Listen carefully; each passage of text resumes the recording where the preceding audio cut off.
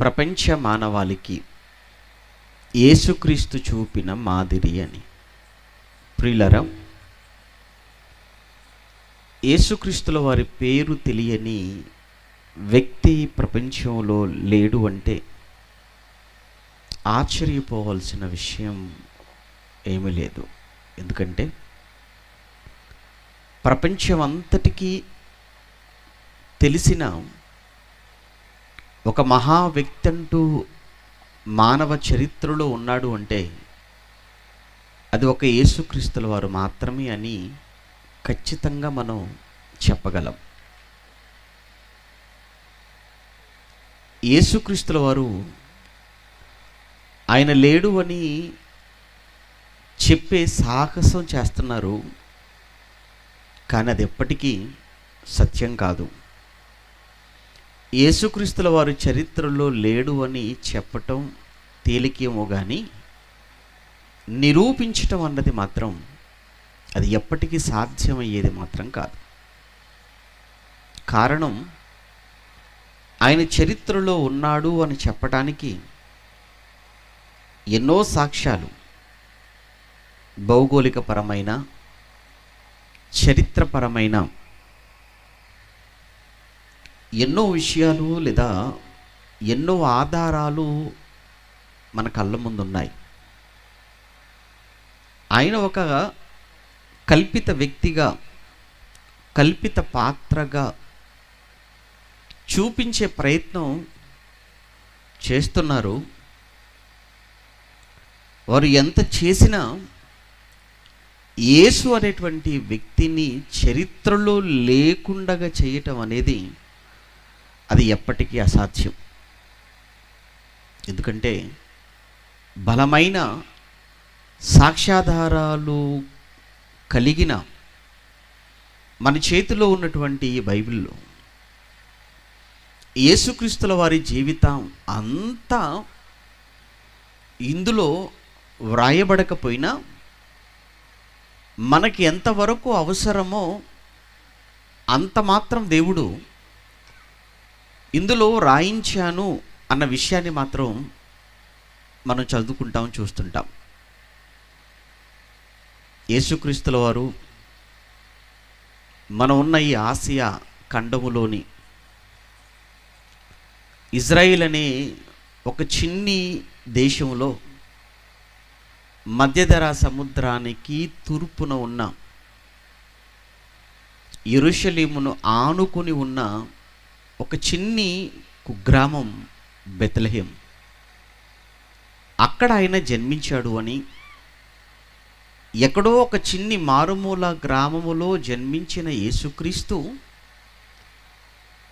ఈరోజు ప్రపంచ వ్యాప్తమవటం, ప్రపంచంలో అందరి నోట ఆయన కీర్తించబడుతూ ఉండటం, ప్రపంచానికే ఒకే ఒక్కడుగా, ప్రపంచానికే ఒక శకపురుషుడుగా, యుగపురుషుడుగా చరిత్రకెక్కడో మనం చూస్తుంటే ఆయన ప్రస్థానం ఏ పాటిదో, ఆయన ఎంత గనుడో అన్న విషయం ఈ మాటల్లో మనం అర్థం చేసుకోవచ్చు. ఆయన పుట్టింది బెత్లెహేము, పెరిగింది నజరేతు. ఆయన సేవ చేసినటువంటి ప్రాంతాలు ఒక యూదయ, సమరయ, గలిలయ, దెకపొలి, పెరయ అనే ఈ 5 ప్రాంతాలలో 33.5 సంవత్సరాల కాలము జీవించిన ఒక 3.5 సంవత్సరాలు మాత్రమే ఆయన పరిచర్య చేసినట్లుగా లేఖనాధారాలు మన కళ్ళ ముందు కనబడుతున్నాయి. ప్రియులారా, కేవలం అతి కొద్ది కాలమే జీవించినప్పటికీ ప్రపంచంపై ఒక చెరుగని ముద్రను ఆయన వేశాడు. ప్రపంచాన్ని ప్రభావితం చేశాడు. ప్రపంచంలో ఎందరికో స్ఫూర్తిదాయకమయ్యాడు. ప్రపంచంలో ఎందరో ఆయన బోధలకు ఆకర్షితులవటమే కాక ఆయన మార్గంలో నడిచిన వారుగా, మహాత్ములుగా, మహనీయులుగా ప్రపంచం చేత కీర్తించబడుతూనే ఉన్నారు నేటికి. ఆ మహనీయుడు చేసిన ఆ మహనీయుడు జీవించిన కాలములో ఆయన ద్వారా చేయబడినటువంటి ఎన్నో మహత్కార్యాలు, వాటన్నిటి కోసం వ్రాయబడలేదు, కొన్ని మాత్రమే వ్రాయబడ్డాయి. ఒకవేళ ఆయన చేసినవన్నీ కూడా వ్రాయాలి అని ఒకవేళ అనుకుంటే ఒక మాట చెప్తాడు యోహాను భక్తుడు 20వ అధ్యాయంలో. యోహాను సువార్త 21వ అధ్యాయం చివరి మాటలో, యోహాను సువార్త 21వ అధ్యాయం చివరి వచనాన్ని మనం చదువుతున్నప్పుడు, యేసు చేసిన కార్యములు, యేసుక్రీస్తుల వారు ఆయన జీవితంలో చేసిన కార్యములు ఇంకను అనేకములు కలవు, వాటిలో ప్రతి దానిని వివరించి వ్రాసిన ఎడల అట్లు వ్రాయబడిన గ్రంథములకు భూలోకమైనను చాలదని నాకు తోచుచున్నది. ఇంతకు మీరెవరండి అని అడిగామనుకోండి, ఆయన్ను నాకు తోచుచున్నది అని అంటున్నాడే, ఇంతకు మీరెవరండి? నేను ఎవరినో తెలుసా? యేసుక్రీస్తుతో పాటు 12 మంది ఉన్నారు చూసారా, శిష్యులు. వారిని అపోస్తలులు అంటారు కదా. ఆ శిష్యులే అపోస్తలులైతే, ఆ అపోస్తలులు 12 మంది అయితే, ఆ 12 మందిలో 3 ప్రధానమైన వారైతే, ఆ 3లో కూడా మరలా నేను చాలా దగ్గరగా ఉన్నవారు, నేను నియర్ అండ్ డియర్, నేను యేసుక్రీస్తుల వారికి, నేను ఆయనకు చాలా దగ్గర వాడను, చాలా ప్రియమైన వాడను, ఆయన రొమ్మున ఆనుకొని ఉన్నవాడను, చివరి వరకు ఆయనను వెంబడించిన వారను. ఒకానొక సమయంలో అందరూ ఆయనను విడిచి పారిపోయినా నేను మాత్రం ఆయన మరణము వరకు ఆయనకు చాలా సమీపముగా ఉన్నవాడను. నేను చెబుతున్నాను, అనేకమైన విషయాలు నాకు తెలుసు. అందుకే ఈ మాట అంత ధైర్యంగా మాట్లాడగలుగుతున్నాడు ఆయన. వాటిలో ప్రతి దానిని వివరించి వ్రాసిన ఎడల అట్లు వ్రాయబడిన గ్రంథములకు భూలోకమైనను చాలదు అన్నాడు. ఏంటండి, అంత చరిత్ర ఉందా యేసుక్రీస్తుల వారు? అవును, అంత చరిత్ర ఉంది ఆయనది. కానీ మనకి ఎంత అవసరమో, మనకు ఎంత మేరకు అవసరమో అంత కుదించి 4 సువార్తలలో 4 సువార్తికులు మన కళ్ళ ముందు పెట్టారు. ఇది చాలా ఇది మనం ఆయనను దేవుని కుమారుడుగా మనం నమ్మి ఆయన యందు విశ్వాసం ఉంచడానికి ఎంత అవసరమో అంత వ్రాసేశారు. అన్నీ వ్రాయాలనుకుంటే భూలోకమే చాలదు అన్నాడు. ఇది యోహాను గారు యేసుక్రీస్తుల వారికి ఆయన దగ్గరగా ఉన్నటువంటి శిష్యుడైన యోహాను గారు యేసుక్రీస్తుల వారి కోసం రాసినటువంటి మాట. ఇక మరొక అపోస్తలుడు ఉన్నాడు, ఆయన పేతురు గారు. పరలోక రాజ్యపు తాళపు చెవులు పొందుకున్నవాడు. ఆ ప్రధానమైన 3 ప్రధానమైనటువంటి శిష్యులలో ఇతను ఒకడు. పెంతెకోస్తు పండుగ రోజున మొట్టమొదటగా ఆయన చేసినటువంటి ఆ ఉపన్యాసానికి, ప్రసంగానికి వచ్చిన వేలాది మందిలో 3000 మంది ఆయన చేసిన ప్రసంగానికి వారి జీవితాలను మార్చుకొని బాప్తిస్మం పొంది యెరూషలేములో మొట్టమొదటి సంఘముగా ఆవిర్భవించడం జరిగింది. అంటే మొదటి సంఘము అనేది ఏర్పడటానికి మూల కారకుడు పేతురు గారు. ఈయన 2 పత్రికలు రాశాడు. అందులో మొదటి పత్రికలో ఇతను రాస్తూ యేసుక్రీస్తుల వారి కోసం ఏం రాస్తున్నారో ఆ మాట మనం చూడాలి. పేతురు గారు రాసిన మొదటి పత్రిక 2వ అధ్యాయం, పేతురు గారు రాసిన మొదటి పత్రిక 2వ అధ్యాయం 21వ వచనాన్ని చూద్దాం. పేతురు గారు రాసిన మొదటి పత్రిక 2వ అధ్యాయం 21వ వచనంలో, క్రీస్తు కూడా మీ కొరకు బాధపడి, క్రీస్తు కూడా మీ కొరకు బాధపడ్డాడు. అలా బాధపడి మీరు తన అడుగుజాడల యందు నడుచుకొనున్నట్లు మీకు మాదిరి ఉంచిపోయెను. యేసు మీకు మాదిరి ఉంచిపోయెను. ఆయన మనందరికీ ఒక మాదిరిని సెట్ చేసి వెళ్ళిపోయాడు. అంటే యేసుక్రీస్తుల వారు ఆయన ఒక మాదిరి, ఆయన ఒక మోడల్గా ఆయన మన కళ్ళ ముందు పెట్టి వెళ్ళిపోయాడట. ఇంతకు ఏంటండి ఆయన మన ముందు పెట్టిన మాదిరి? ఏంటి యేసుక్రీస్తుల వారు మనకు చూపిన మాదిరి? ఇంకొక విషయం ఇక్కడ మనం ఆలోచించాలి. ఈరోజు ఇక్కడ కూర్చున్న మనమే కాదు, ప్రపంచంలో అందరి విషయంలో, ముఖ్యముగా ఆయనను నమ్మామని ఆయన పేరు చెప్పుకుంటున్న మన విషయంలో దేవుడుకున్నటువంటి ఒక కోరిక, మనమందరము ఒకానొక సమయానికి యేసుక్రీస్తు స్వరూపములోనికి, ఆయన కలిగిన సంపూర్ణతకు సమానమైనటువంటి సంపూర్ణత సాధించాలి అని దేవుడు ఆశపడినట్లుగా పౌలు గారు ఎఫెసీయులకు రాసిన పత్రికలో మాట్లాడుతూ ఉంటాడు. ఒకసారి ఆ మాట మనం చూసి మళ్ళీ ఇక్కడికి వచ్చేద్దాం. ఎఫెసీయులకు రాసిన పత్రిక 4వ అధ్యాయం, అపోస్తలుడైన పౌలు గారు ఎఫెసీయులకు రాసిన పత్రిక 4వ అధ్యాయం 11-12 వచనాలలో 11-12 వచనాలను మనం చదువుతున్నప్పుడు, మనమందరము విశ్వాస విషయములోను దేవుని కుమారుని గూర్చిన జ్ఞానము విషయములోను ఏకత్వము పొంది సంపూర్ణ పురుషుల మగు వరకు ఆ మాట అనలైన్ చేసుకోవాలి. అంటే క్రీస్తునకు కలిగిన సంపూర్ణతకు సమానమైన సంపూర్ణత కలవారమగు వరకు ఆయన ఈలాగు నియమించెను. మనం సంపూర్ణ పురుషులం అవ్వాలి. మనం సంపూర్ణ పురుషులం అవ్వటం అంటే క్రీస్తునకు కలిగిన సంపూర్ణత అన్నాడు. అంటే యేసుక్రీస్తుల వారు సంపూర్ణుడు. యేసుక్రీస్తుల వారు సంపూర్ణుడు అంటే యేసుక్రీస్తుల వారిలో ఉన్నటువంటి ఆ దైవత్వము, యేసుక్రీస్తుల వారిలో ఉన్నటువంటి ఆ సుగుణాలు ఏవైతే ఉన్నవో అవన్నీ ఒకానొక సమయానికి మనందరిలో కూడా కనబడాలి.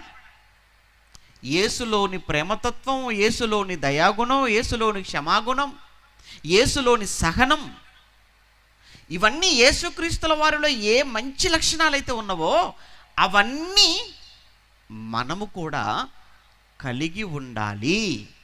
అలా యేసులో ఉన్న గుణాలన్నీ మనలో ఎప్పుడైతే కనబడతాయో అప్పుడు మనము కూడా సంపూర్ణ పురుషులం. ఆయనకు కలిగిన సంపూర్ణతకు సమానమైన సంపూర్ణత అన్నాడు. అందుకే ఎవరయ్యా నీకు నాకు మనందరికీ మాదిరి అని అంటే యేసుక్రీస్తుల వారిని మనం మాదిరిగా పెట్టుకోవాలి. రాజకీయాలలో ఉన్న వాళ్ళు రాజకీయాలలో గొప్ప వాళ్ళు అనుకున్న వాళ్ళని మాదిరిగా పెట్టుకుంటారు. కొంతమంది ఆట ఆడే ప్లేయర్స్ ఉంటారు. ఆ ప్లేయర్స్ వాళ్ళు ఏ గేమ్ అయితే వాళ్ళు ఆడుతున్నారో అందులో గొప్ప వాళ్ళు అనుకున్న వాళ్ళని ఫోటోలు పెట్టుకొని వాళ్ళంతటా వాళ్ళు కావాలని కోరుకుంటూ ఉంటారు. అలానే సినీ ఫీల్డ్లో ఉన్న వాళ్ళు చూడండి, అందులో గొప్ప గొప్ప నటులు అనుకున్న వాళ్ళు ఎవరైతే ఉన్నారో వాళ్ళ ఫోటోలు పెట్టుకొని వాళ్ళని మాదిరిగా పెట్టుకొని వాళ్ళంతర స్థాయికి వెళ్ళిపోవాలని వీళ్ళు ఆశపడుతూ ఉంటారు. అటువంటప్పుడు మనం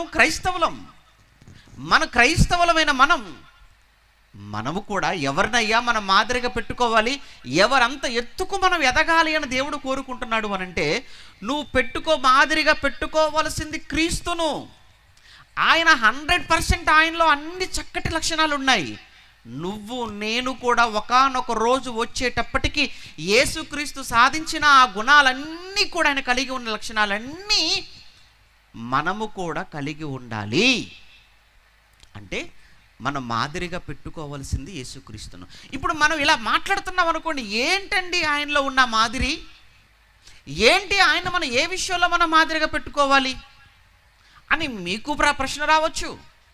ఈ మాట మాట్లాడుతున్నప్పుడు చెబుతున్నప్పుడు బయట వ్యక్తులు కూడా ఏముందండి యేసుక్రీస్తులో గొప్పతనం, ఆయన్ని ఏ విషయంలోనండి మేము మాదిరిగా పెట్టుకోవాలి అని వారు అడగవచ్చు.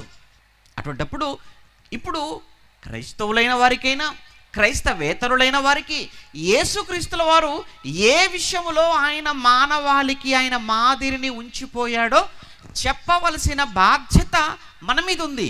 వాస్తవానికి చెప్పటం ఎంత ముఖ్యమో చూపించవలసిన బాధ్యత మన మీద ఉంది. చెప్పటం కాదు, చూపించవలసిన అవసరత కూడా ఉంది మన మీద. ఆ సంగతి మనం మర్చిపోకూడదు. యేసుక్రీస్తుల వారి ప్రేమ గురించి నువ్వు చెప్తే చెప్పు, మంచిది. యేసుక్రీస్తు ప్రేమ గురించి చెబుతున్నా నువ్వు, ఆయన ప్రేమ మరి నీలో కూడా ఉండాలి కదా, మనలో కూడా ఉండాలి కదా. యేసుక్రీస్తుల వారు ప్రేమామయుడండి అని మనం చెబుతున్నప్పుడు మరి ఆ ప్రేమమూర్తి గురించి మాట్లాడుతున్న మనలో కూడా ప్రేమ కనిపించాలి కదా. యేసుక్రీస్తుల వారు చాలా క్షమాగుణం కలిగిన వాడని నేను మాట్లాడుతున్నప్పుడు నీలో, నాలో, మనలో కూడా క్షమాగుణం అనేది కనిపించాలి కదా. లేదు కేవలం చెప్పడానికి మాత్రమే అనుకుంటే నువ్వు ఎలా క్రైస్తవుడు అవుతావు? మనం ఎలా క్రైస్తవులం? మనం కేవలం చెప్పే క్రైస్తవులుగా ఉందామా? చెబుతున్నది మన బ్రతుకులో చూపించే క్రైస్తవులుగా ఉండాలా? దేవుడు ఏ క్రైస్తవ్యాన్ని ఇష్టపడతాడో, దేవుడు ఎవరిని కోరుకుంటాడు? చెబుతూ వెళ్ళిపోయే వారిని కాదు, చెబుతూ చూపించే బ్రతికేటువంటి వారే దేవునికి కావాలి. ఇప్పుడు యేసుక్రీస్తుల వారిని మనం చూద్దాం. ఆయన ఎవరికి మాదిరి? ఆయన అందరికీ చక్కటి మాదిరిని ఆయన ఉంచిపోయాడండి. అందరికీ అనంటే పిల్లలకు మాదిరి, యవనస్తులకు ఒక మాదిరి, ఒక భార్య అయితే, ఒక భర్త అయితే, అలానే ఒక తల్లి అయితే, ఒక తండ్రి అయితే, అలానే ఒక నాయకుడైతే, ఒక సేవకుడైతే, ఇలా సమాజంలో ఎన్ని వర్గాలు ఉన్నాయో అన్ని వర్గాలలో ఉన్న వారికి యేసుక్రీస్తుల వారు చక్కటి మాదిరిని చూపించి వెళ్ళాడు ఆయన. ఇదేంటండి, యేసుక్రీస్తుల వారు పిల్లలకు కూడా మాదిరి చూపించాడా? యేసు యవనస్తులకు మాదిరి చూపించాడా? యేసుక్రీస్తుల వారు భార్యలకు ఆయన మాదిరి చూపించాడా? భర్తలకు మాదిరి చూపించాడా? ఒక దేశములో ఒక పౌరుడు ఎలా ఉండాలో, ఆ దేశ పౌరుడు ఎలా ఉండాలో దేశ పౌరులకు కూడా మాదిరి చూపించాడా? నాయకుడు ఎలా ఉండాలో ఒక నాయకుడికి మాదిరి చూపించాడా? అందరికీ చూపించాడు మాదిరి ఆయన. అందుకే టైటిల్ పెట్టాం, ప్రపంచ మానవాళికి అన్నాం. అందుకే ఒకరికి కాదు, అందరూ వచ్చేసారు అందులో. అంటే యేసుక్రీస్తు అంటే ఆయన ఒక పెద్ద పుస్తకం అండి. ఆయన పుస్తకం అంటే చదువుకునేది, జ్ఞానం. అంటే యేసుక్రీస్తు జీవితాన్ని మనం గొప్పగా చదువుకోవచ్చు, ఎన్నో నేర్చుకోవచ్చు. పుస్తకం అంటే అదే కదండి, నేర్చుకోవడానికి కదా. ఏమంటే జ్ఞానం నేర్పించేది, జ్ఞానపు గని పుస్తకం. నిన్ను జ్ఞానవంతుని చేసేది, నీకు మంచి మార్గాన్ని చూపించేది, నీ జీవితాన్ని వెలిగించేది ఒక పుస్తకం, ఒక మంచి పుస్తకం. యేసుక్రీస్తు అంటే కూడా ఒక మంచి పుస్తకం. ఆయన జీవితాన్ని మనం చూడటం ప్రారంభిస్తే ఎన్నో విషయాలు చూస్తే, ఆయన నోరు తెరిస్తే, ఆయన నడిస్తే, ఆయన కూర్చుంటే, ఇలా ఎన్నో విషయాలు అర్థమవుతుంటాయి. అది బుర్రున్నవాడికి అర్థమవుతాయి, మనసున్నవాడికి అర్థమవుతాయి. మనసు మంచిది కానప్పుడు నీకు ఏది అర్థం కాదు, ఏది ఎక్కదు నీకు. యేసుక్రీస్తుల వారు పెరిగింది చెప్పాను కదా. ఎక్కడ పెరిగాడు? ఆయన గలిలయ ప్రాంతంలో పెరిగాడు. ఆ గలిలయ ప్రాంతం, ఆ గలిలయలోని ముఖ్యంగా ఆయన పెరిగిన నజరేతు అనేటువంటి ఆ ప్రాంతాలు ఏవైతే ఉన్నావో అవి అసలు మంచి ప్రాంతాలు కావు. మంచి ప్రాంతాలు కావు అని అంటే అక్కడ మనుషులు మంచివాళ్ళు కారని అర్థం. అందుకే యేసుక్రీస్తుల వారు నజరేతులో నుండి వచ్చాడు అని చెప్పేటప్పటికి, ఏంటి నజరేతులో నుంచి వచ్చాడా? నజరేతులో నుంచి మంచిది ఏదైనా రాగలదా అన్న ప్రశ్న ఎందుకు వచ్చింది అంటే ఆ నజరేతు యొక్క బ్యాక్గ్రౌండ్ తెలుసు కాబట్టి. అప్పుడప్పుడు చూడండి, కొన్ని ఊర్ల పేర్లు చెప్పగానే భయపడిపోతుంటారు, కొన్ని ఊరి పేరు చెప్పగానే ఒక రకమైన ఒక చెడు అభిప్రాయం వచ్చేస్తుంటుంది మనకి. ఎందుకంటే ఆ ఊరి చరిత్ర లాంటిది. అది ఎంత నిజమో, యేసుక్రీస్తుల వారు గలిలయలోని నజరేతు ఆ ప్రాంతానికి చెందినవాడు అయినప్పటికీ ఆ ప్రాంతంలో నుంచి ఒక వెలుగుగా యేసుక్రీస్తుల వారు బయటకు వచ్చేసాడు. అంత చీకటి అక్కడ. చీకటి అంటే అంత పాపం. చీకటితో పాపముతో నిండి ఉన్న ఆ ప్రాంతములో ఒక గొప్ప వెలుగుగా యేసుక్రీస్తుల వారు బయటికి వచ్చేటప్పటికి ఆ వెలుగును చూసి ఆశ్చర్యపోయారు అందరూ కూడా. ఇదే విషయాన్ని మత్తయి గారు చాలా చక్కగా రాస్తుంటాడు.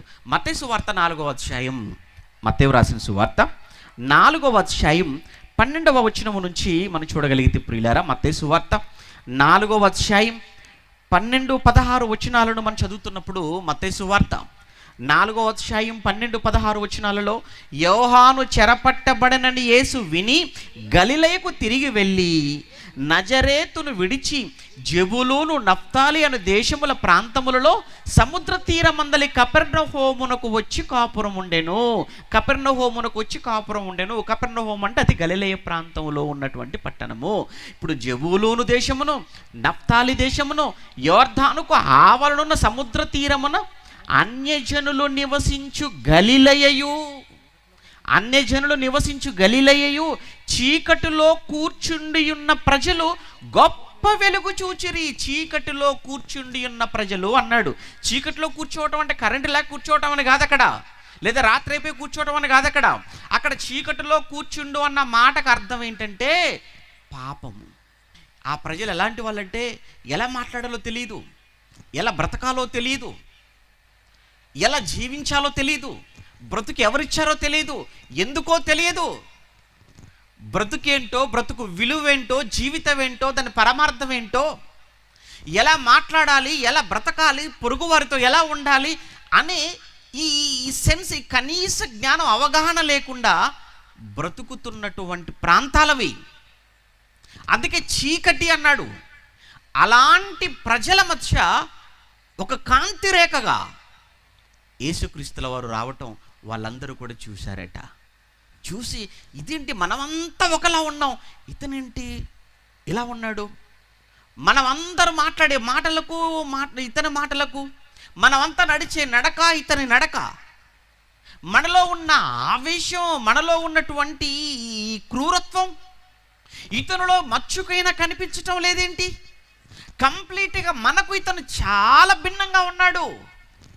నిజంగా అసలు మనిషి అంటే ఇతను, ఇది జీవితం అంటే. ఇలా మాట్లాడాలి కదా, అసలు ఇలా కదా మనం నడవాలి, ఇలా కదా బ్రతకాలి అని యేసుక్రీస్తుల వారి జీవితాన్ని చూసి అక్కడ ఉన్న వాళ్ళందరూ కూడా ఆశ్చర్యపోవటం అనేది ఈ మాటల్లో ఉన్న సారాంశం. అదే అక్కడ మనకు కనబడుతుంది. మళ్ళీ చూద్దాం. గలిలయు చీకటిలో కూర్చుండున్న ప్రజలు గొప్ప వెలుగును చూచిరి. మరణ ప్రదేశములోను, ఆ మాట చూడండి, మరణ ప్రదేశములోను అని అంటే అంతే కదా మరి. వారు తమ పాపముల చేత, అపరాధముల చేత చచ్చిన స్థితిలో ఉన్నవాళ్ళు, వాళ్ళంతా కూడా మరణ ప్రదేశములోను మరణాఛాయలోను కూర్చుండి ఉన్న వారికి వెలుగు ఉదయించెను అను ప్రవక్త అయిన యెషయా ద్వారా పలకబడినది నెరవేరునట్లు ఈలాగు జరిగెను అన్నాడు. చూడండి, వాళ్ళందరికీ ఇదిగో మనిషి, మానవ జీవితం, బ్రతుకు విలువ ఏంటో నన్ను చూడండి అని యేసుక్రీస్తు తన జీవితాన్ని వాళ్ళ కళ్ళ ముందు ప్రత్యక్షపరచుకోవటం. ఇది ఒకరోజు గలిలయ ప్రాంతములో ఉన్న మానవాళికి యేసుక్రీస్తుల వారు తన బ్రతుకులో చూపిన ఒక మాదిరి. జీవితం అంటే ఏమనుకుంటున్నారు మీరు? బ్రతుకంటే ఏమనుకుంటున్నారు? ఏదో పుట్టాం కనుక బ్రతకాలి, బ్రతుకుతున్నాం కనుక ఏదో ఒకరోజు చావాలి, అంతటితో జీవితం క్లోజ్, ఇక ఆ తర్వాత ఏమీ లేదు. అందుకే ఈ జననానికి మరణానికి మధ్య ఉన్న ఈ చిన్న జీవిత కాలంలో దోచుకుందాం, దాచుకుందాం, ఆ తర్వాత చచ్చిపోదాం. ఇదేనా బ్రతుకు పరమార్థం? ఎలా మాట్లాడాలో తెలియడం లేదు మీకు. ఎందుకు ఈ అసూయలు, ఎందుకు ఈ ద్వేషాలు, ఎందుకు ఈ పగలు, ఎందుకు ఈ కక్షలు, ఎందుకు ఈ క్రూరత్వం అని యేసుక్రీస్తుల వారు ఆయన మాటలు, ఆయన జీవించిన విధానం, ఆ మరణఛాయలో బ్రతుకుతున్నటువంటి వారికి ఒక గొప్ప వెలుగుగా యేసుక్రీస్తుల వారి జీవితం వారికి కనిపించింది. కనుక వాళ్ళందరికీ యేసుక్రీస్తుల వారు చూపిన ఒక గొప్ప మాదిరి తన జీవితం. కేవలం ఆ గలిలే ప్రాంతంలో ఉన్నటువంటి మనుషులకు మాత్రమే కాదు, చెప్పాను కదా, ఆయన జీవితం అందరికీ మాదిరి అని. ఇంకొక విషయం, యేసుక్రీస్తుల వారు దేవుని పట్ల, దేవుని పని పట్ల ఏ విధమైనటువంటి ఆసక్తి ఆయన కలిగి ఉన్నాడో అనే విషయాన్ని కూడా మనం చూస్తున్నప్పుడు, ఆ విషయంలో కూడా శిష్యులకును, అదే విషయంలో ఆ తర్వాత మనందరికీ కూడా ఒక చక్కటి మాదిరిని ఆయన ఉంచిపోయాడు. మనం మర్చిపోకూడదు. ఎందుకంటే పేతురు గారు రాసిన మాట మనం చదువుకున్నాం చూసారా?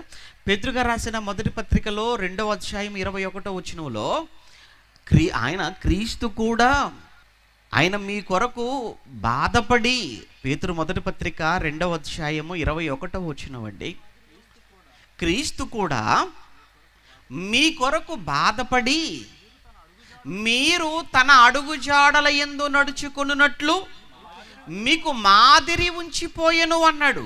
అంటే యేసుక్రీస్తుల వారు ఒక మాదిరి చూపించి వెళ్ళాడు. మళ్ళా చెప్తున్నాను, మాదిరి ఉంచిపోయెను అంటే ఒక మాదిరిని చూపించి వెళ్ళిపోయాడు. మనం ఎలా బ్రతకాలి సమాజంలో? ఒక వెలుగుగా మనం ఉండాలి. మన బ్రతుకులు చూస్తున్నటువంటి వాళ్ళు, చీకటిలో ఉన్న వాళ్ళు, చీకటిలో ఉన్న వారి మధ్య మనం ఒక వెలుగుగా ఉండాలి. అంటే ఒక ప్రత్యేకమైన వారుగా ఉండాలి మనం. అదే విషయాన్ని పౌలు గారు కూడా రాస్తారు. జీవవాక్యాన్ని చేత పట్టుకొని లోకమందు జ్యోతుల వలె మీరు కనబడుచున్నారు అని ఫిలిప్పీ సంఘంతో మాట్లాడతాడు. అంటే ఎవరు ఫిలిప్పీలో ఉన్నవారు? క్రైస్తవులు, క్రీస్తును నమ్మిన వారు, క్రీస్తును అనుసరించేవారు.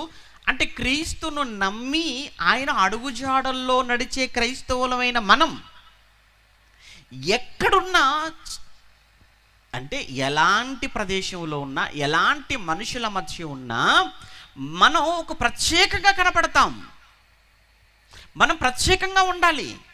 ఎందుకంటే వారిలో నుంచి వేరు చేయబడ్డాం. మూర్ఖులైన ఈ తరము వారి నుంచి మీరు వేరై అని ఆ రోజు చెప్పాడు పేతురు గారు. అందుకే మీరు జ్యోతులు అన్నాడు, మీరు వెలుగు. మరలా మీలో చీకటి ఉండకూడదు కదిక, మీలో చీకటికి చోటు లేదు కదా. అందుకే యేసుక్రీస్తుల వారు ఏంటంటే ఒక మాదిరి ఉంచిపోయాడు. మీరు తన అడుగు జాడల యందు నడుచుకున్నట్లు ఆయన మీకు మాదిరి ఉంచిపోయాను అనంటే ఏ విషయంలో అయ్యా అంటే అన్ని విషయాలలో ఆయన మనకు మాదిరి. ఇప్పుడు దేవుడి దగ్గరకు వద్దాం. దేవుడి విషయంలో యేసుక్రీస్తుల వారు మనకు చూపించిన మాదిరి ఏమిటి అని ఒకవేళ మనం ప్రశ్నించుకుంటే, ఆ విషయంలో కూడా యేసుక్రీస్తు మనకు చక్కటి మాదిరి చూపించాడు. యోహాను సువార్త 4వ అధ్యాయాన్ని చదువుతున్నప్పుడు, యోహాను సువార్త 4వ అధ్యాయం 34వ వచనాన్ని మనం చూడగలిగితే ప్రియులారా, అక్కడ యేసుక్రీస్తుల వారు మధ్యాహ్నం అలసిపోయాడు, సుకారను ఆ ఊరికి వచ్చాడు, భయంకరమైన ఎండ, బావి వద్ద కూర్చున్నాడు. ఈలోపు ఊరిలో నుంచి కుండ చేత పట్టుకొని బావి దగ్గర నీళ్ళ కోసం అని ఒక స్త్రీ వచ్చింది. ఆవిడ సమరయ స్త్రీ అని రాయబడింది. యేసు ఆమెను చూచాడు. అమ్మా, నాకు దాహముగా ఉంది, నా దాహం తీర్చుకోవటానికి నాకు కొన్ని నీళ్ళు ఇవ్వు అని యేసుక్రీస్తుల వారు ఆమెను అడగటం, అది చూసిన ఆవిడ, అది విన్న ఆవిడ వెంటనే ఆశ్చర్యపోయింది. ఎందుకు? అయ్యా, మీరు యూదులు కదా, మేము సమరయులం కదా, మీకు మాకు సాంగత్యం లేదు కదా, మీరు నన్ను మీరు దాహం నీళ్ళు ఇవ్వమని మీరు అడగటం ఏంటి? శిష్యుల భోజనం కొరకని చెప్పి వారు ఊరిలోనికి వెళ్ళారు అని రాయబడింది. ఈలోపు ఇక్కడ యేసుక్రీస్తుల వారు ఆవిడతో మాట్లాడుతున్నాడు. అలా అక్కడి నుంచి యేసుక్రీస్తుల వారు ఆవిడతో మాట్లాడుతూ చివరికి సమరయ స్త్రీ యేసుక్రీస్తుల వారి విషయంలో ఒక అద్భుతమైన, ఒక సరి అయినటువంటి ఒక చక్కటి ఆలోచనకు వచ్చేసింది. ఏంటంటే, అయ్యా, నువ్వు మెస్సియావు అన్న సంగతి నాకు అర్థమైపోయింది. నువ్వు మెస్సియావు అంటే అర్థం ఏంటి తెలుసా? నువ్వు అభిషక్తుడవు, నువ్వు రాజువు, నువ్వు అనగా దావీదు కాలం నాట నుంచి నేటి వరకు మేమందరము కూడా ఎదురు చూస్తున్న ఆ మెస్సియావు నువ్వే. ఏమండి, మెస్సియాగా యేసుక్రీస్తుల వారిని అంగీకరించింది, తెలుసుకోగలిగింది, గ్రహించగలిగింది అని అంటే ఎంత గొప్ప విషయం అది. శాస్త్రులు, పరిసయ్యులు, ధర్మశాస్త్రోపదేశకులు మాకు ధర్మశాస్త్రం తెలుసు, మాకు లేఖనాలు తెలుసు, ప్రవక్తల గ్రంథాలు తెలుసు అని గొప్పలు చెప్పుకునే వారికి సైతం అర్థం కాని యేసు ఒక క్యారెక్టర్ లేదని ఊరికి వెలుపల ఉంచబడిన ఒక స్త్రీ ఆ యేసును మెస్సియాగా అంగీకరించింది అని అంటే ఎంతకన్నా గొప్ప సాక్ష్యం ఇంకేం కావాలి చెప్పండి ఆవిడకు. అందుకే క్రిందికి వచ్చేటప్పటికండి ఆవిడతో మాట్లాడుతున్న సందర్భంలో క్రింది మాటల్లోకి వచ్చేటప్పటికి 4:31, 32, 33 వచనాలు చదువుతున్న ఆ సందర్భంలో శిష్యులు భోజనం పట్టుకొని వచ్చేసారు. శిష్యులు భోజనం తీసుకుని వచ్చేసారు. ఆ వచ్చిన శిష్యులు భోజనం చేయమని యేసుక్రీస్తుల వారిని అడుగుతున్నారు. భోజనం చేయమని యేసుక్రీస్తుల వారిని అడుగుతున్నప్పుడు అప్పుడు యేసుక్రీస్తుల వారు ఏం మాట్లాడుతున్నారో 34వ వచనం. యేసు భోజనము చెయ్యమని అడిగిన ఆ శిష్యులను చూచి, నన్ను పంపిన వాని చిత్తము నెరవేర్చుటయు ఆయన పని తుదముట్టించుటయు నాకు ఆహారమై ఉన్నది. భోజనము చెయ్యండి మహాప్రభు అని అంటే ఆయన అంటున్నాడు, నా తండ్రి పని తుదముట్టించుట, ఆయన చిత్తం నెరవేర్చుట నాకు ఆహారము అని మాట్లాడుతున్న మాటల్లో ఉన్నటువంటి ఏమంటారు ఆ సారం, ఆ మాటల్లో ఉన్నటువంటి ఆ బలం ఇక అర్థమైందా? ఏమండి ఈరోజు దేవుని పనిని ఆహారముగా భావించే ఆ గొప్ప సేవకులు, విశ్వాసులు ఏమండి ఈరోజు మీలో ఎంతమంది ఉన్నారు? ఎక్కడ మనకు కనబడతారు చెప్పండి? అవసరమైతే ముందు మాకు భోజనం పెట్టండి, ముందు భోజనం చేయాలి, ముందు కడుపు నుండి తినాలి, పీకల వరకు తినాలి, ఆ తర్వాత చూద్దాం. ముందు మన అవసరాలు అనుకుంటున్నాం.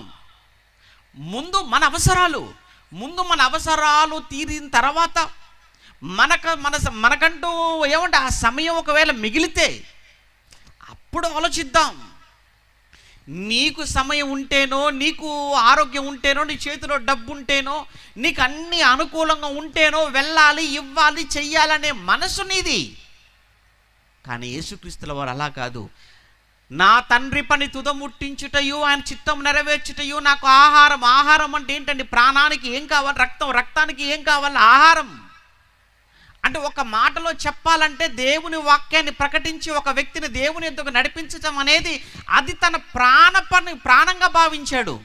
ఆ పని చేయటమే నేను ఉన్నదే అందుకోసం అన్నట్టుగా యేసుక్రీస్తుల వారు ఆయన అంతగా ఆయన తన జీవితంలో ఆచరణలో పెట్టినట్లుగా ఇక్కడ మనం చూస్తున్నాం. అంటే ఆయన మనకి ఏం చూపించాడు యేసుక్రీస్తుల వారు మాదిరి అని అంటే, ఇదిగో తండ్రి పని తుదముట్టించటం, తండ్రి పని జరిగించటమే అన్నింటికంటే కూడా ప్రధానమైనది, ప్రాముఖ్యమైనది అని ఆయన చెప్పటం కాదు, ఆయన చూపించాడు. ఒక మాదిరిని మన ముందు ఉంచిపోయాడు. అదే అక్కడ పేతురు గారు మాట్లాడినటువంటి మాట. క్రీస్తు కూడా మీ కొరకు బాధపడి మీరు తన అడుగు జోడల యందు నడుచుకొనినట్లు ఆయన మనకు మాదిరి ఉంచిపోయాడు. ఎలా బ్రతకాలో చూపించాడు, ఏ పనిని ఆహారముగా భావించుకోవాలో చూపించాడు. నువ్వేమనుకుంటున్నావు అని అంటే, నేను ఉదయం పనికి వెళ్ళకపోతే ఉదయం పనికి వెళ్ళి సాయంకాలం వరకు కష్టపడకపోతే ఏమంటే నాకు కూలి రాదండి, కూలి వస్తేనే కదండి నేను బతికేది, నా పిల్ల బతికేది నువ్వు అనుకుంటున్నావు. ఏమంటే నెల మొత్తం ఉద్యోగానికి వెళ్ళాలంటే ఉద్యోగానికి వెళ్తేనే కదండి జీతం వచ్చింది, జీతం వస్తేనే కదండి ఇంటి అవసరాలను తీరేదని నువ్వు ఆలోచిస్తున్నావు. అంటే నువ్వు నేను మనమంతా అనుకుంటున్నది ఏంటో చెప్పమంటారా?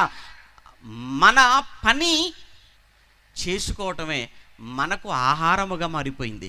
నీ అవసరాలు తీర్చుకోవటం, నీ కుటుంబ అవసరాలు తీర్చుకోవటం, నీ ఉద్యోగం చేయటం, నీ వ్యాపారము చేయటం, నువ్వు సంపాదన చేయటం, ఇవన్నీ నీవు ఆహారముగా మార్చుకుంటే యేసుక్రీస్తుల వారు తండ్రి పనిని జరిగించటమే ఆయన ఆహారముగా మాట్లాడుతున్నాడు అని అంటే ఏది మాదిరి? ఎవరు నీకు మాదిరి?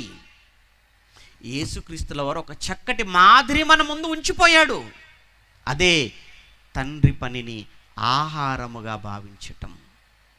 ఎలా బ్రతకాలో గలిలయ ప్రాంతంలో చూపించాడు. మరణఛాయలో ఉన్నటువంటి వారు, చీకటిలో ఉన్న ప్రజలు, మరణఛాయలో ఉన్న ప్రజలు గొప్ప వెలుగును చూశారు యేసుక్రీస్తుల వారి విషయంలో.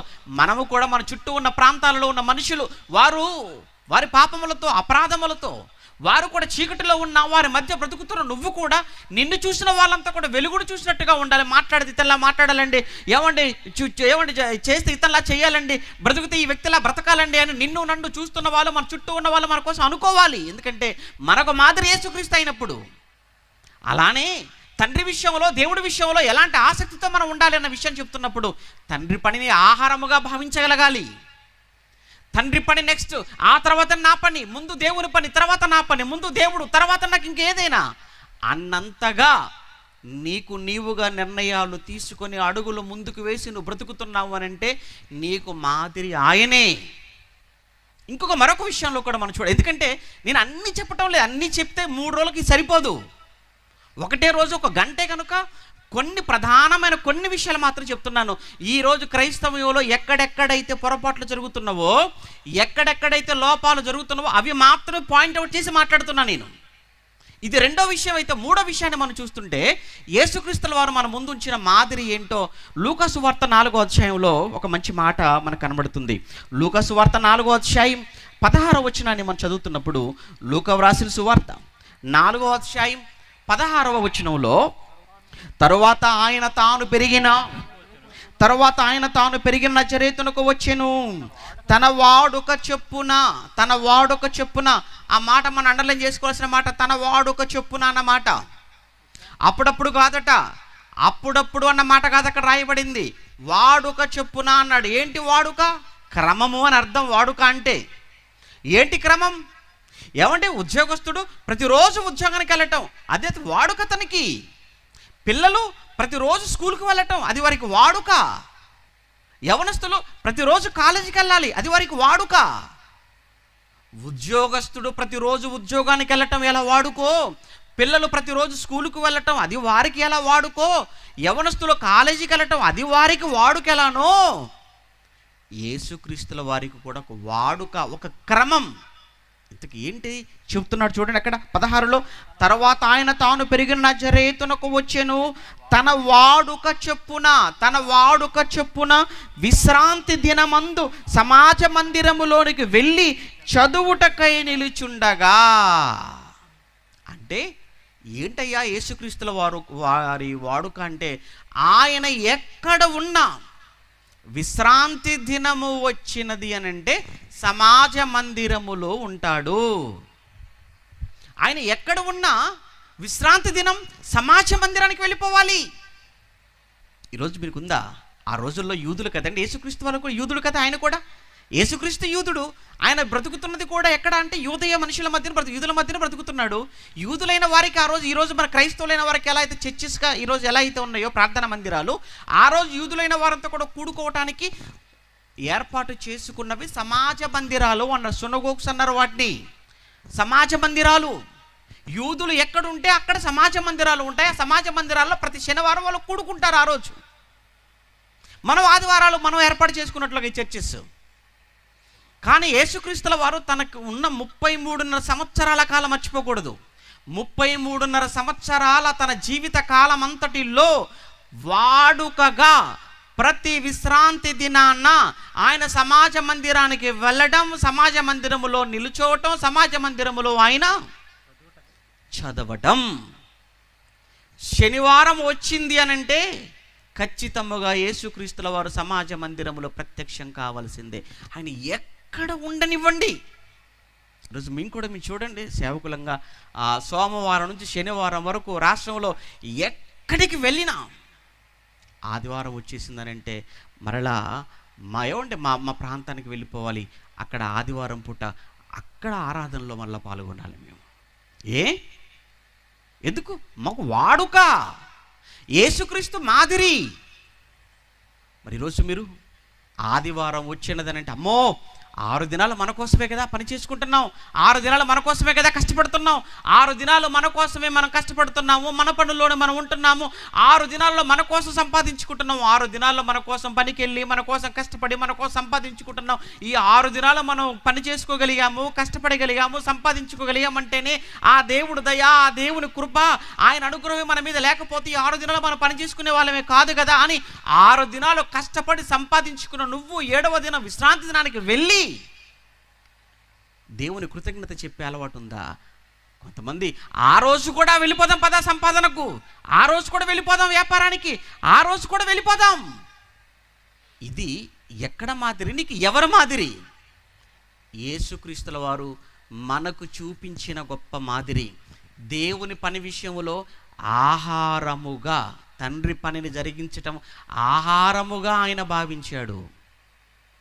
అలానే సమాజ మందిరానికి వెళ్ళడం అనేది ఒక వాడుకగా చేసుకున్నాడు.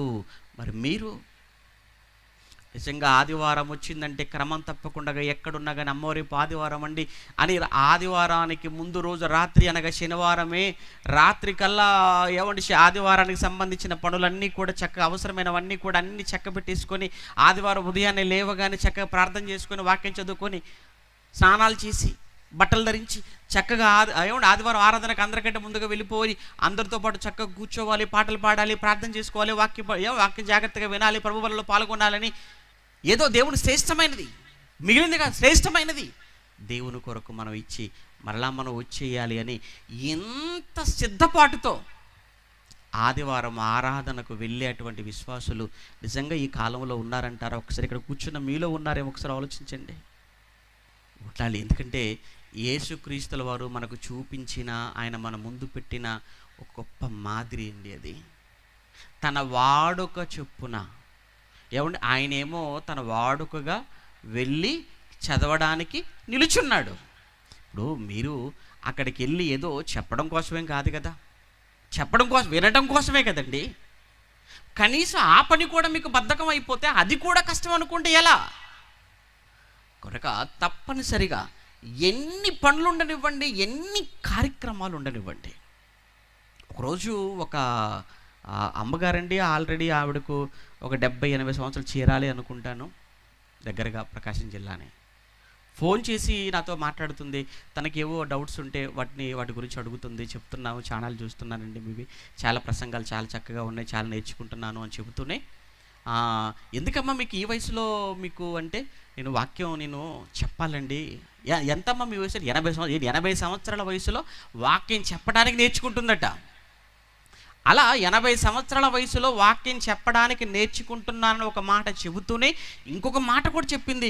ఈ రోజు వరకు అండి 80 సంవత్సరాలు వచ్చే ఈ రోజు వరకు నేను యేసు ప్రభువును నమ్మినప్పటి నుంచి ఇప్పటి వరకు ఏ ఒక్క ఆదివారం కూడా నేను ఆరాధనకు నీకు వెళ్ళకుండగా లేను. 80 సంవత్సరాల వయసు వచ్చినంత వరకు ఇప్పటి వరకు ఒక్క ఆదివారం కూడా యాబ్సెంట్ అవ్వలేదంటే నేను 80 సంవత్సరాల వయసులో వృద్ధాప్యంలో ఉన్న ఒక తల్లి చెప్పిన మాట విన్న తర్వాత అనిపించింది, ఆహా నిజంగా ఇలాంటి వాళ్ళు ఉన్నారా? ఒక్కసారి మీ గురించి ఆలోచించుకోండి. సంవత్సరంలో మహా అయితే ఒక 53-54 వారాల ఆదివారాలు, సంవత్సరంలో 53-54 ఆదివారాలలో ఏమండి 53 వారాలు ఒక్క వారం కూడా యాబ్సెంట్ అవ్వకుండా నేను ఆరాధనకు వెళ్ళానని మీలో చెప్పగలిగిన వాళ్ళు ఎంతమంది ఉంటారు చెప్పండి? ఇంకో విషయం చెప్తాను. చాలామంది ఏవో చిన్న చిన్న కారణాలు చెప్తుంటారు. మీరు చెప్పే కారణాలు అవి తప్పించుకోవడానికి చెప్పేవి తప్ప అవి ఏవి కూడా ఆరాధనకు ఆటంకం కాదు. మరలా చెప్తున్నాను, ఒక్కసారి మీరు ఆలోచించండి, మీ గుడ్డల మీద చేవేసుకుని ఆలోచించండి. మీరు చెప్పే కారణాలు తప్పించుకోవడానికి చెప్పే కారణాలు తప్ప మీరు చెప్పే ఏ కారణము కూడా అది ఆటంకము కాదు ఆరాధనకు. కొంతమంది స్త్రీలు ఏమండి మేము బయట ఏమంటారు అంటే మేము ఇప్పుడు బహిష్టులో ఉన్నామండి, పీరియడ్స్ అండి మాకు అండి, ఈ సమయంలో మేము ఆరాధనకి వెళ్ళిపోతే అపవిత్రం అయిపోతాం కదా అని. ఎవరు చెప్పారు? ఎక్కడ చెప్పారు? బైబిల్ ఎక్కడ చెప్పింది? అది పవిత్రత అపవిత్రత అనే మాటలకు అర్థమే మారిపోయింది కదా క్రొత్త నిబంధన. పవిత్రత అనేది అది నీ జీవితానికి సంబంధించింది కదా, అది దేవుడే పెట్టాడు కదా ఆ ధర్మాన్ని. మళ్ళీ అపవిత్రం అని ఎందుకు అనుకుంటున్నారు దాన్ని? ఆ కారణంగా ఆ కారణంగా మేము ఆగిపోతున్నాము, ఆ కారణంగా మేము రాలేకపోతున్నాము అని చెప్పడం అన్నది ఏదైతే ఉందో అది తప్పంటున్నా నేను. అది బైబిల్ ఎక్కడ చెప్పలేదు. అది పవిత్రత అనేది ఏదైతే ఉందో నోటి మాటలను బట్టి అన్నాడు ఆయన. నీ నోటి మాటను బట్టి నువ్వు నీతిమంతుడు అనీతిమంతుడు ఒక తీర్పు తీర్చబడతావు అన్నాడు. పవిత్రత అపవిత్రత అనేది నీ బట్టి వస్తుంది అన్నాడు.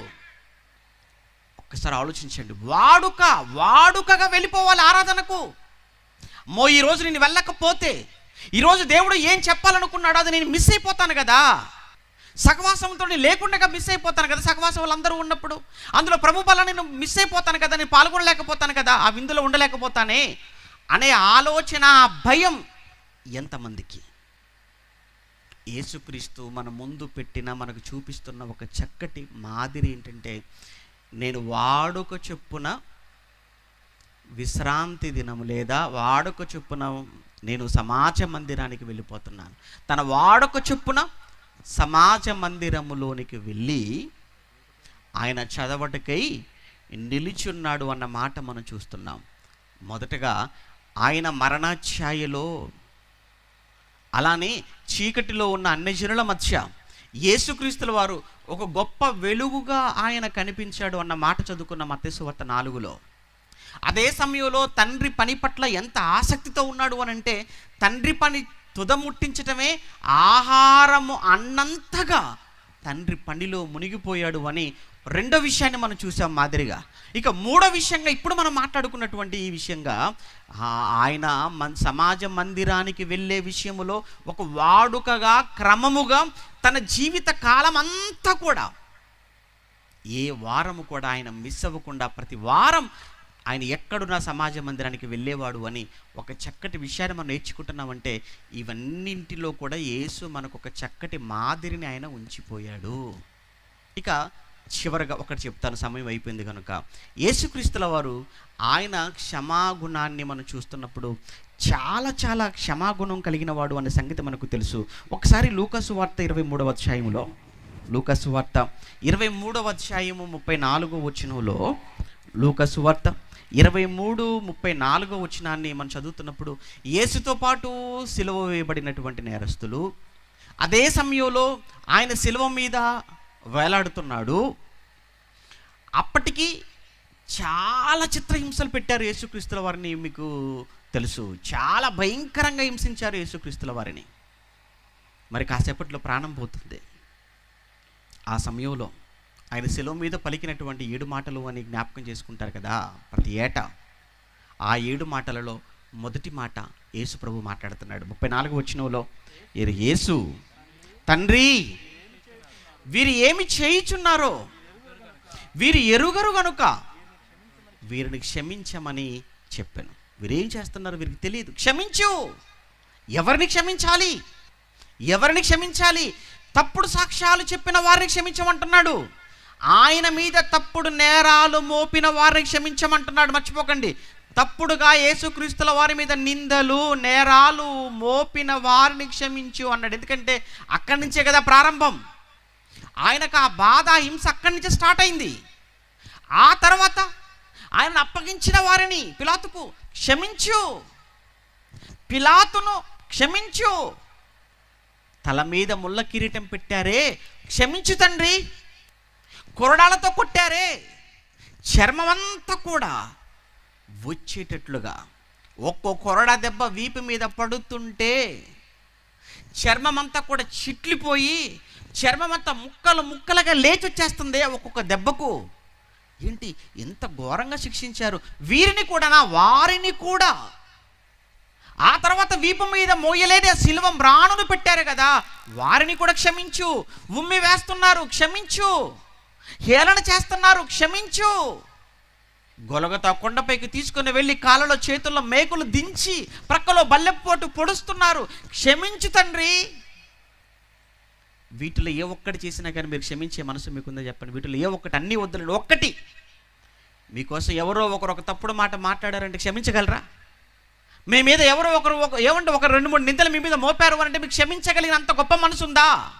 కొట్టడం తర్వాత, హేళన తర్వాత, ఒక మాట అవతల వ్యక్తి నిన్ను అన్నాడు అన్న సంగతి నీకు తెలిస్తే ఆ వ్యక్తిని క్షమించమని తండ్రిని వేడుకునే అంత గొప్ప మనసున్నటువంటి మనుషులు ఇక్కడ కూర్చున్న మీలో ఎంతమంది? బాధ ఏంటంటే బైబిల్ చదువుతారు, ఆ మాటలన్నీ చదువుతూనే ఉంటారు, మళ్ళీ ప్రతి ఏటా మళ్ళీ 7 మాటలు జ్ఞాపకం చేసుకుంటూనే ఉంటారు, కానీ పక్క వాడిని మాత్రం క్షమించారు. ఏదండి మాదిరి? ఎవరిని మాదిరిగా పెట్టుకున్నారు మీరు? ఎందుకండి యేసుని ఎవరి కోసం అయితే నువ్వు మాట్లాడుతున్నావో, ఎవరినైతే నమ్మానని చెప్పుకుంటున్నావో, ఎవరి మాటల చేత పట్టుకొని ఉన్నావో, ఎవరిని ఉదయం లేస్తే రాత్రి వరకు ఎవరి పేరైతే పదే పదే స్మరిస్తున్నావో, ఆయన్నే మాదిరిగా పెట్టుకుంటే ఒకవేళ నిజంగా మరి ఆయనలో ఉన్న అంత ఎత్తైన క్షమాగుణం నీలో ఏమైపోయిందయ్యా? లేకపోయింది. ఎవడు క్షమించాడా? క్షమించు అన్నాడు. క్షమించటమే కాదండి, ఎవరైతే ఆయనను సిలువకు అప్పగించారో, ఎవరైతే ఆయన సిలువ వేసి చంపారో యూదులు, మొట్టమొదట పరిశుద్ధాత్మను కూడా ఆయన వారికే ఇచ్చాడు. ఎంత గొప్ప సంగతి కదండి.